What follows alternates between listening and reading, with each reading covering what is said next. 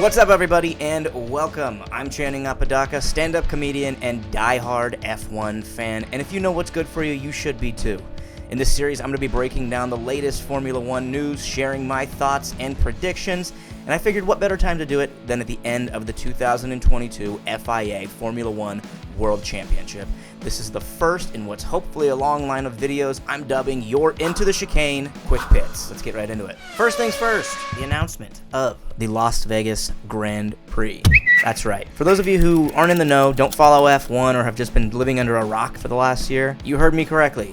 Formula One will be racing on the streets of Las Vegas. Now, despite the fact that this video might sound like one giant gripe, I'm actually really excited about this race. More North American races means furthering the brand in a burgeoning market, which means growing the fan base, and yes, it just so happens to be a fan base that I'm in. Sue me. I'm also really excited about the proactive idea of out with the old and in with the new. With F1 constantly adding new tracks and new locations, it gives them the opportunity to get rid of old races at tracks that don't really serve for good racing, despite the fact that they might still be the most historic one on the calendar. Hint, hint. Ooh. This is actually not the first time that F1 has visited Las Vegas. No, that moniker goes to the Caesars Palace Grand Prix, which took place in, I kid you not, a fucking parking lot.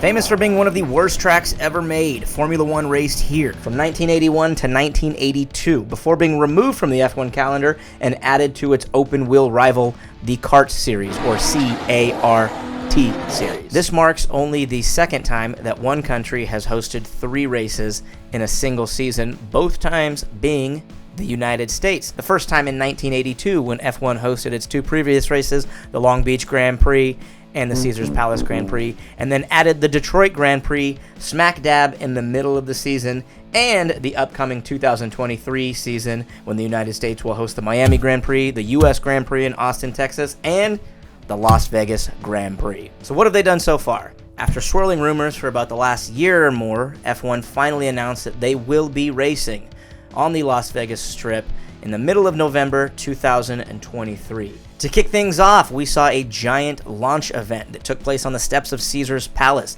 It included a giant laser drone light show in the sky. We saw show runs from the Mercedes team, George Russell and Lewis Hamilton, next to Red Bull Racing's Sergio Perez, going inside and outside of casinos, doing burnouts up and down the strip, donuts in the parking lot in true extravagant Las Vegas fashion, and in true Max Verstappen fashion, he didn't come. Traditionally, the way it works is that a track will pay Formula One to be added to their calendar, but in this case, Formula One is going to be paying the city of Las Vegas $400 million.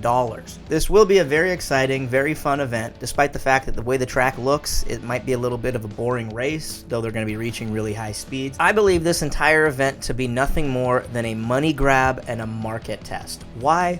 Because they're going to be charging blue-collar F1 fans upwards of $500 for single-day standing room general admission only, and putting together certain ticket packages for the whole weekend, whose structure is different at this race, which means both Thursday practices, Friday practice, qualifying, plus the race on Saturday, room and board at the hotel, plus amenities, worth $100,000. And there's rumor that the Wynn has even put together a package worth $1 million. That must be one hell of a salad bar. Yes, F1 is going to stand to make a lot of money off of this race, but I think their true value is going to come in the fact that this is a great market test to see if they can funnel all the glitz, all the glam, and all the media attention into a new race to replace the outdated, yes, I'm saying it, Monaco Grand Prix. The Monaco Grand Prix is a flagship of Formula One, having participated in their very first calendar year in 1950 and every single season since. The question is, could the Las Vegas Grand Prix be the new Monaco? Yeah, I think so.